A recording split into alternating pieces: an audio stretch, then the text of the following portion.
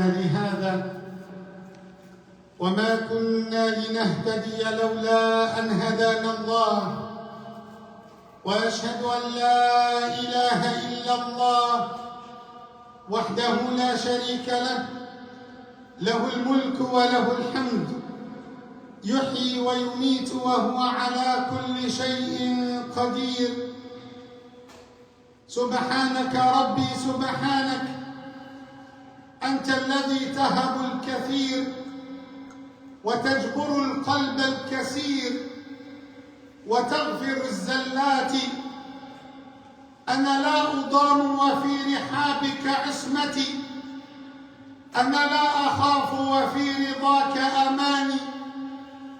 سبحانك ربي سبحانك، وأشهد أن سيدنا وإمامنا وقائدنا وحبيبنا رسول الله محمد صفوة خلق الله أجمعين، حبيب رب العالمين، هو النبي لا كذب، هو ابن عبد المطلب.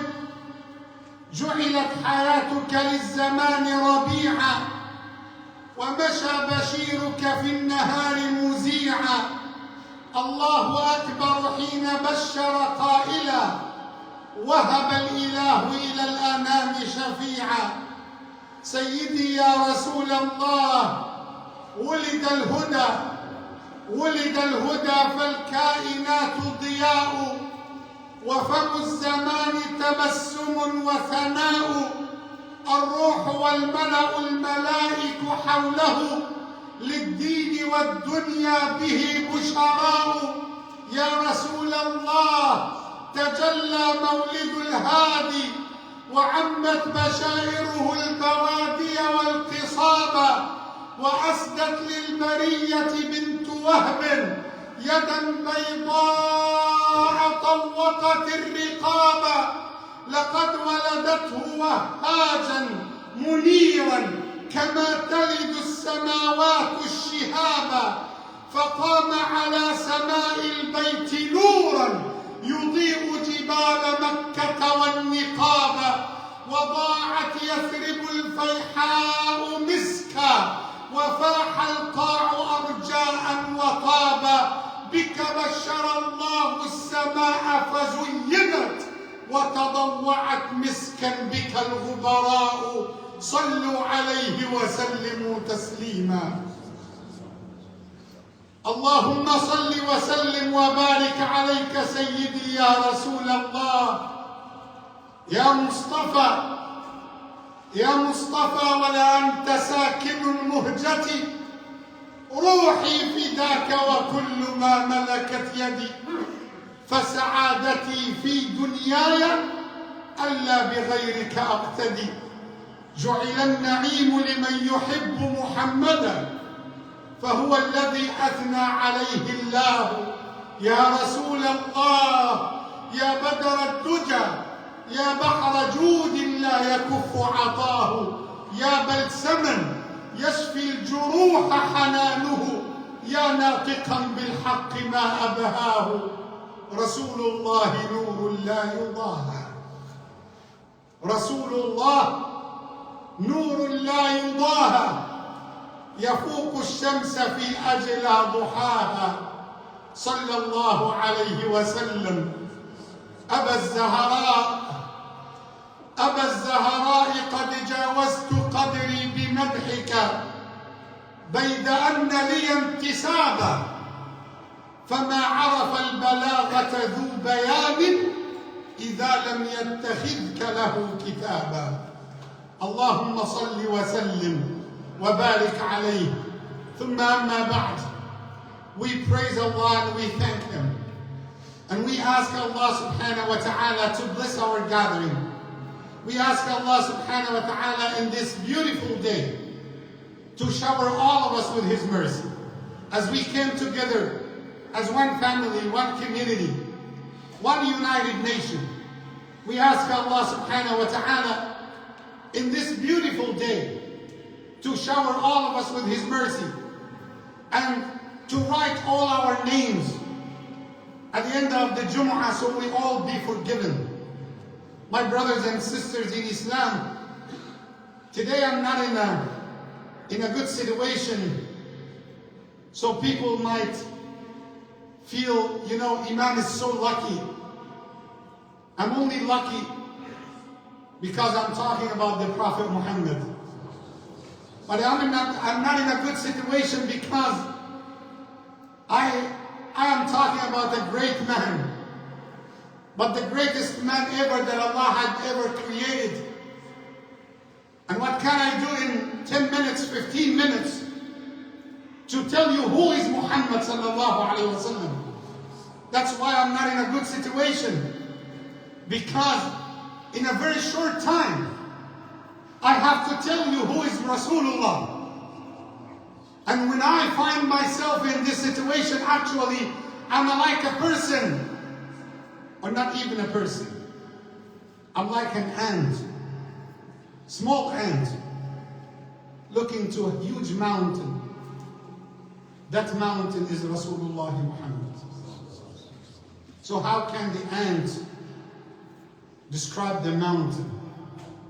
And every year, when it comes to the month of Rabi'ah, we find all the Muslims تشرئب أعناقهم إلى أماكن الطهر والعفاف، ويتمنى كل مسلم أن لو كان رسول الله بين ظهرانينا ليحدثنا بنفسه عن نفسه.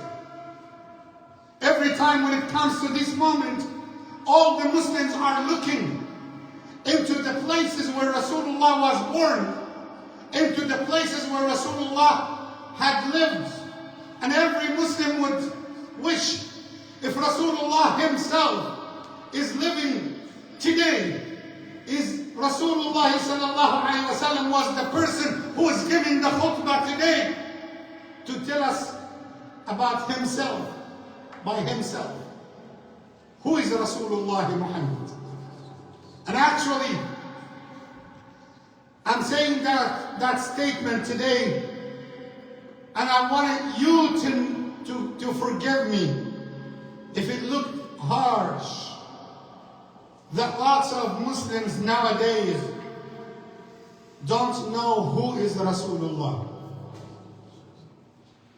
And I'm not exaggerating when I tell you, it's not only to know his name, not only to know his tribe, not only to know when did he born, but to know his character, to know his qualities, to know who is Muhammad sallallahu alayhi wa sallam, to know how to live your life based on his qualities, to know how to follow his sunnah, to know how to follow the footsteps of Rasulullah Muhammad, and to let everyone around you, even non-Muslims, even your neighbors, your colleagues, your friends, to know who is Rasulullah. Ya dunya, isma'i man huwa Muhammad.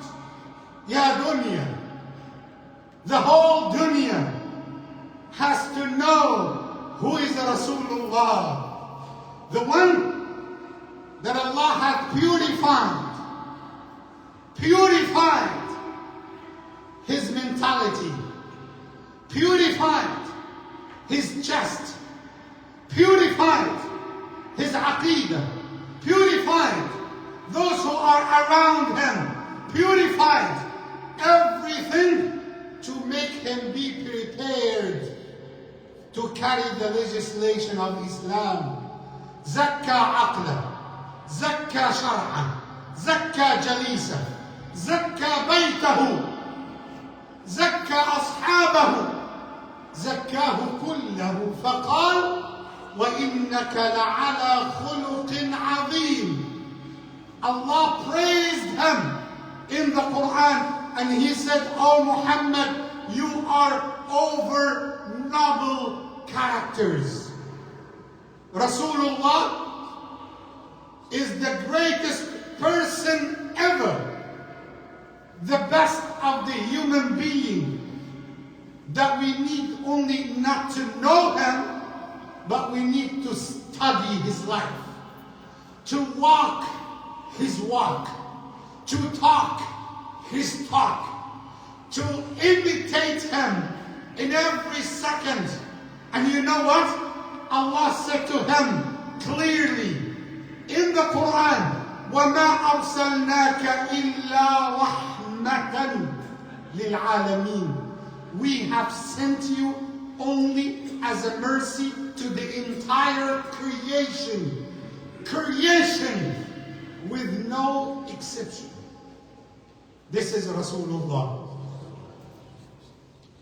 He taught us. And I'm wondering how Muslims who are living in 2024 still don't know who is Muhammad. And they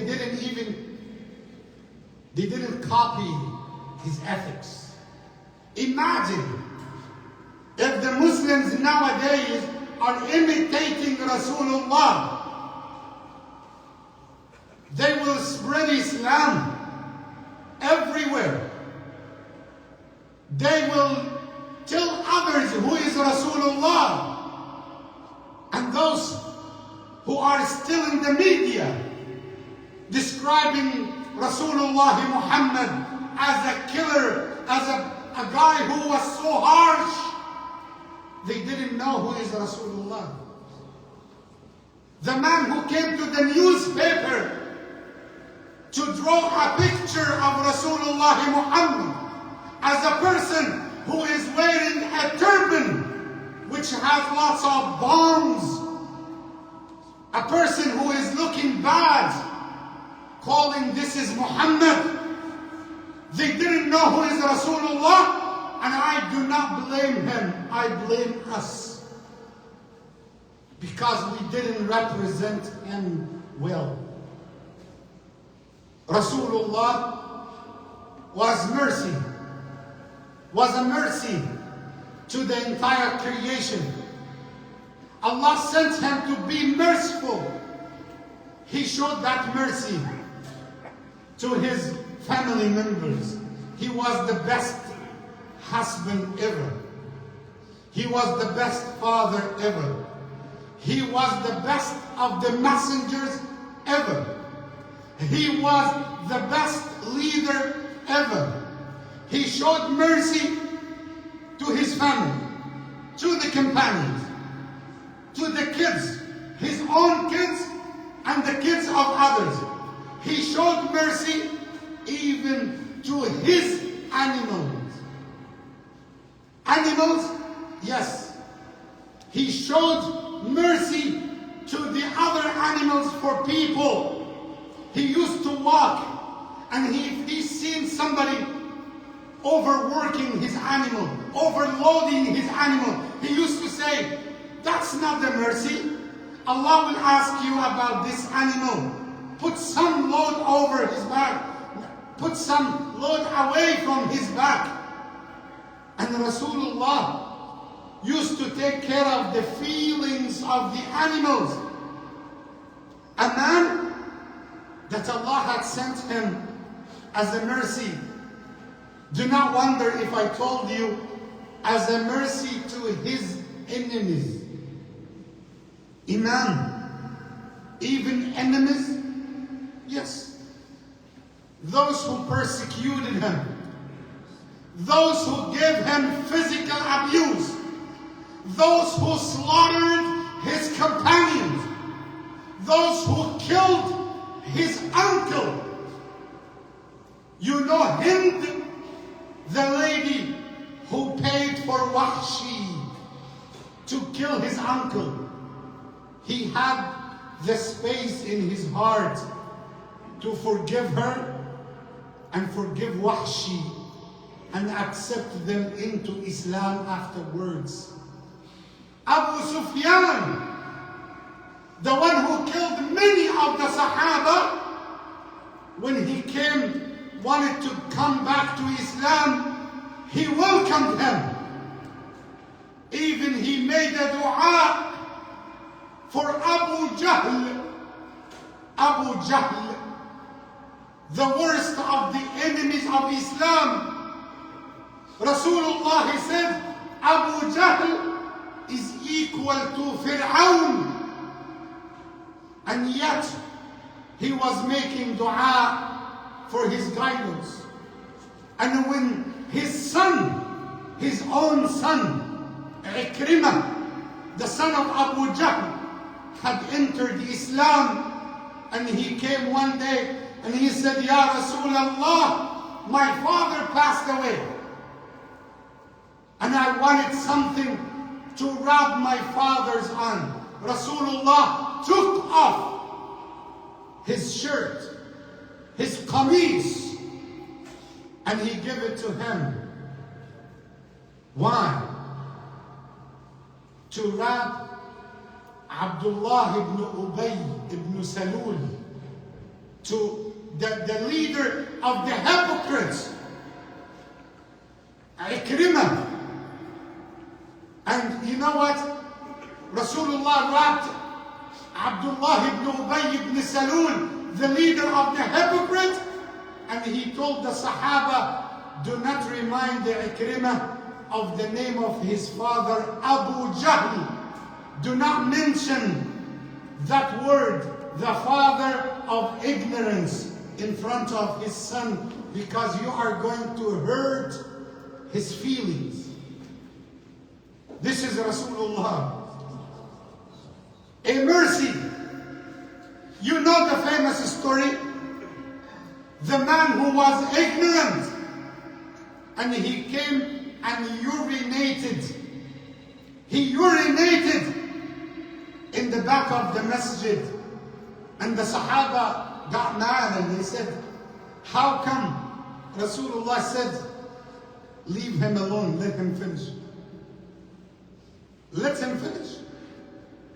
Imagine if somebody did that today in Newport Richey Masjid. And the Imam said, let him finish. I will leave that to your imagination. And if I did so, I would follow the sunnah of Rasulullah Mohamed. That's why I'm telling you, lots of Muslims don't understand the characteristics of Rasulullah. They think to be religious, to be Muslim, to be adherent to your religion, you have to be cruel, you have to be hard, you have to be harsh. No.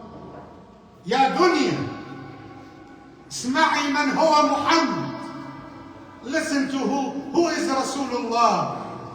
The more that you put yourself down for the sake of Allah, the more that people would love you. The more that you abandon arrogance, the more you imitate Rasulullah.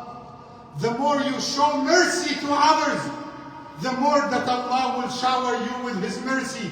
He, by Himself, is the one who said this. Listen, and I want you to tell your friends, this is Rasulullah, when he said, a woman who all her life committed sins, all her life committed major sins, but when she went one day to the well to quench her thirst, and she found there is a dog licking the ground because of the thirst, she got her leather shoe and went back to the well, filled the leather shoe with water, and gave water to the dog.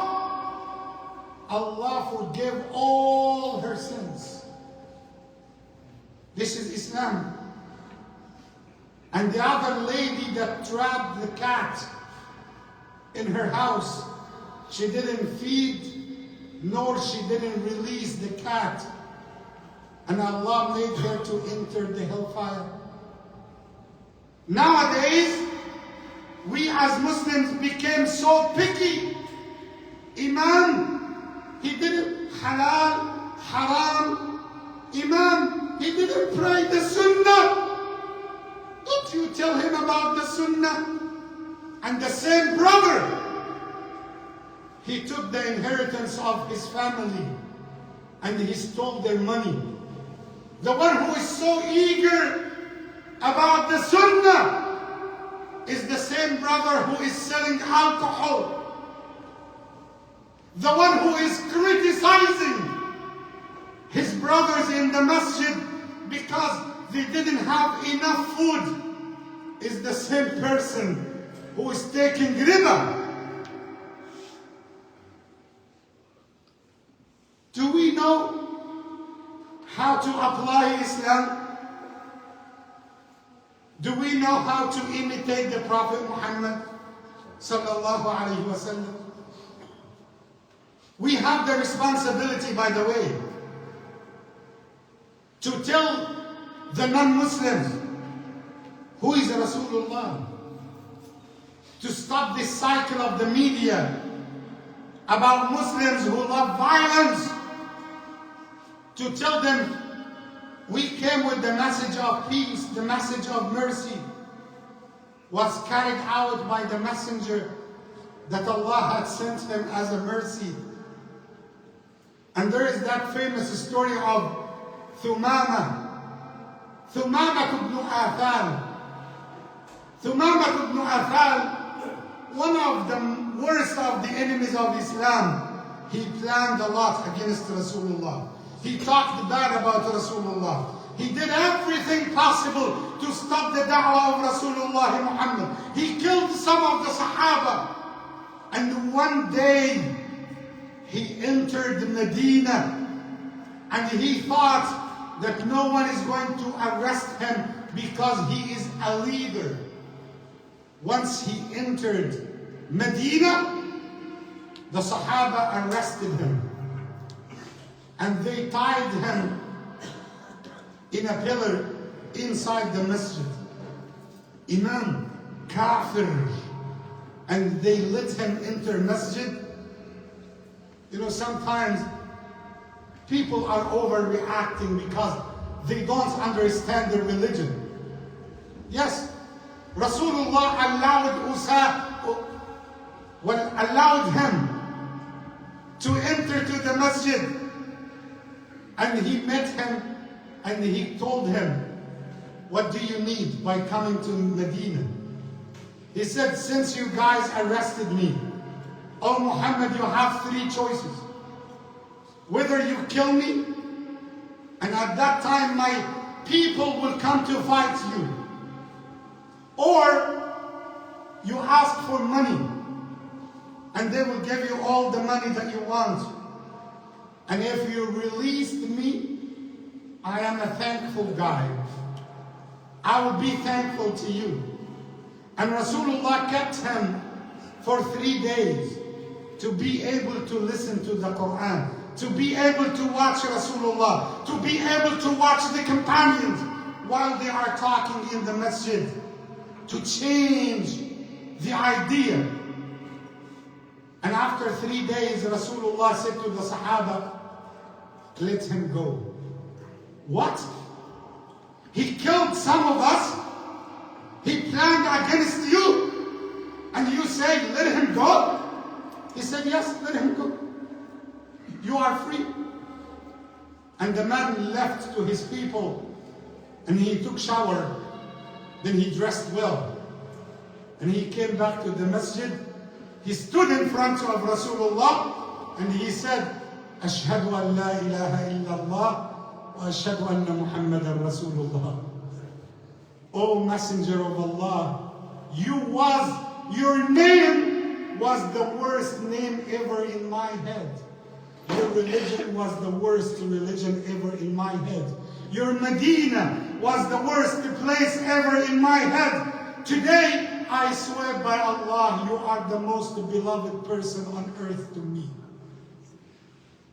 This is Rasulullah. Rasulullah. And you know, the people of Mecca had brought a poet who was professional. You know his name, Hassan ibn Thabit. who became eventually the poet of Rasulullah. He entered Islam afterwards, but they paid him to say a poem to curse Rasulullah Mohamed. They gave him money to say a poem. And he said, who is the man that you wanted me to curse him? They said, he's coming. And Hassan ibn Thabit went above a place to look at Rasulullah for the first eyesight. The first time he sees Rasulullah, he didn't say a bad word. He returned back to the people of Quraysh and he said, you guys give me money to curse him? Here is your money. I would never curse him. They said, why? What did you see? He said, لما رأيت أنواره سطعت وضعت من خيفتي كفي على بصري خوفا على بصري من حسن صورته فلست أنظره إلا على قدره روح من النور في جسم من القمر كحية نسجت من أنجم زهري. He said, the first look that I have seen Rasulullah, I seen his radiant face entered to my heart, and I put my hand over my eyes, not to be blind because of his radiant face. I was afraid that I might turn blind because I have seen lots of nur coming out of the face of Rasulullah sallallahu alayhi wasallam. He said, once I had seen him, I had seen ruh, a spirit, a soul created out of nur, made inside a body. It came from the sky. That's how he described Rasulullah sallallahu alayhi wasallam. أقول قولي هذا أستغفر الله.